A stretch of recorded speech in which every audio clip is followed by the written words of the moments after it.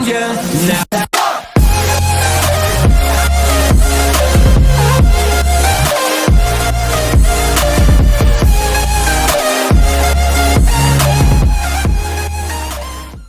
What's up guys, Magic Matrix here with another video, and today I've got a really cool card trick to show you. As you can see here, I'll be using just 3 cards today. I want you to keep your eye on a specific card, the King of Diamonds. Now, the King of Diamonds is on the top of the 3 cards right now, but if we flip him over and move him to the bottom, all we have to do is snap our fingers and he'll jump right back to the top. Now that might have been a little fast for you to notice, so we'll do it another time. We take the king, move him to the bottom. But it doesn't matter. All we have to do is snap our fingers, he'll jump right back to the top. Move him to the bottom again, snap our fingers, he jumps right back. Now I know what you're thinking. This trick is pretty easy to do since I am using 1, 2, 3 kings of diamonds. But actually you're wrong, because if you had looked closer you would have seen that I'm actually using 1, 2, and 3 blank cards. That's right, 1, 2, 3 blank cards. That is the trick guys, and if you want to learn it, be sure to stick around for the tutorial.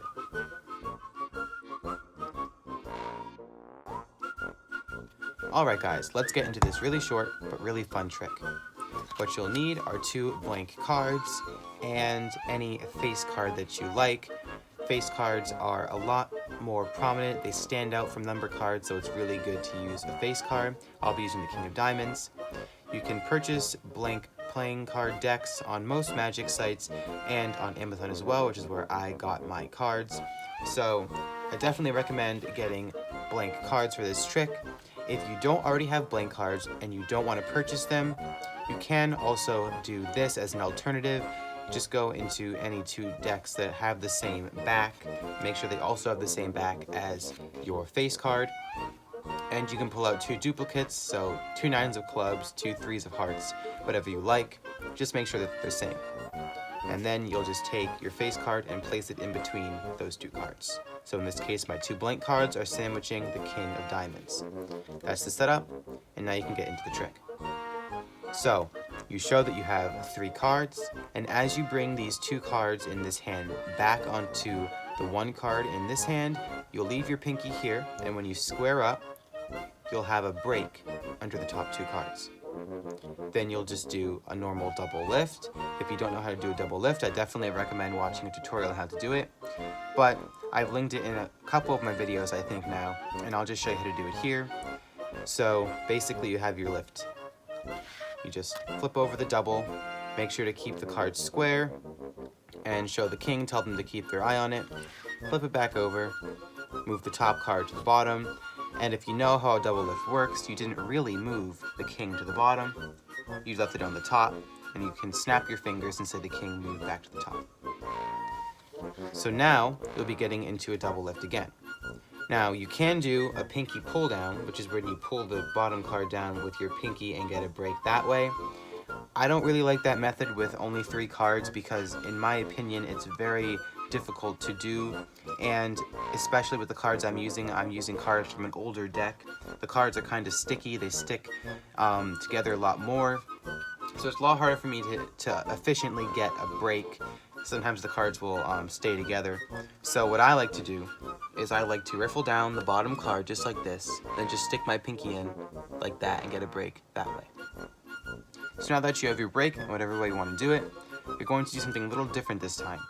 You're going to take your index finger, put it under the double, and pinch it between the index finger and the thumb, bring it away, and you can see now I have a double in this hand, but to the spectator it will look like 1 card, so keep that together. And in this hand they think that you have 2 cards, so make sure that you keep your fingers along the edge so that they can't see that, and just quickly say you're moving the king to the bottom, when really you moved 2 cards to the bottom. Then get into your double lift, however you like to do that. You can see here, I have my break, flip over the double, you show the king on the top. The same thing again, flip the double over, keep it square, move the top card to the bottom. You didn't really move the king to the bottom. You can snap your fingers, and say the king jumped back to the top. Now at this point, what you're going to do is you're going to slide the king off to the side and let it fall off the edge of the cards and flip over face down in your hand, and then just drop the other 2 cards on top. Now you'll be doing a move called the frustration count. This move is very easy to master. I'm going to show it to you here right now.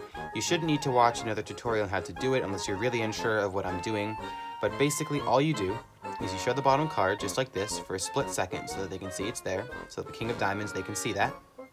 Flip the cards back over, peel off the top card, flip these 2 cards back over again, show the king, peel off the top card, and then show that card again and drop it on top. So really what you did was you showed the bottom card 3 times. But to the spectator, it looks like you showed all 3 cards separately. Now if you think about it, that doesn't really make any sense. Why would you show the bottom card and then take the top card? But trust me guys, it will fool your spectators. They will not be expecting this. They won't really know what you're doing. So if you do this fast and casually, they won't really notice. So you just show, I have 3 kings. So they think you cheated in the trick. You were just using 3 kings, and that's how you got to come to the top every time. But then you tell them that they're wrong. And what you do is you put your middle finger on the top card and you pull it back like this, exposing that second card. And then it looks like you're just pushing those 2 cards forward normally. So you place your index finger on the top card and your middle finger on the second card, and place your thumb on the bottom edge of this card right here, and it's going to act as a stopper because you're going to grip the cards not too tightly, let it have some wiggle room, but push the cards forward and leave that 3rd card in place. And then as you push the top 2 cards forward, you'll feel your thumb will hit the edge of the 3rd card.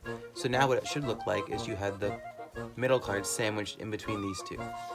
So again, pull the top card back, push the top 2 cards forward like this, and now you're going to take your middle finger on this side and your thumb on this side, and I can show you here. You see how they can separate just like that. So you're going to take these cards as a double. So middle finger on this side, thumb on this side. You're going to pull the cards out, and it looks to them like you're just taking the top card off. And you show a blank card. And you say, I have 1. Spread the top card off, place it on the table. 2, place it on the table. And 3, blank cards. Now, in the performance and tutorial video that I watched, they did this a little bit differently, and I kind of tweaked my performance to be a little bit different. So, because obviously you can't show all 3 cards because the first card you put down is really the king, not a blank card, because you had a double in your hand.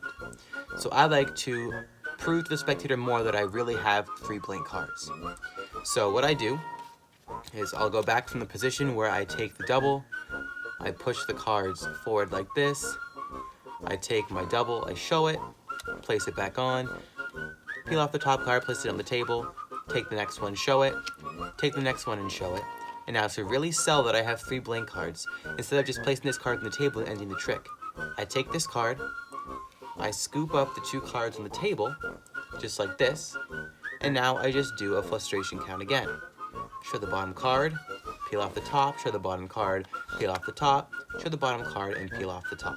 And now I can do this as many times as I want, because no matter how many times I do it, the king will always end up in the middle, just like this.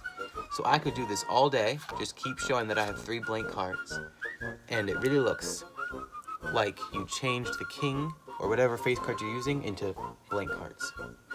That's the trick, guys. This trick will take some practice, but once you get it, it's a really great trick to perform. I hope you enjoyed this video, and I'll see you next time.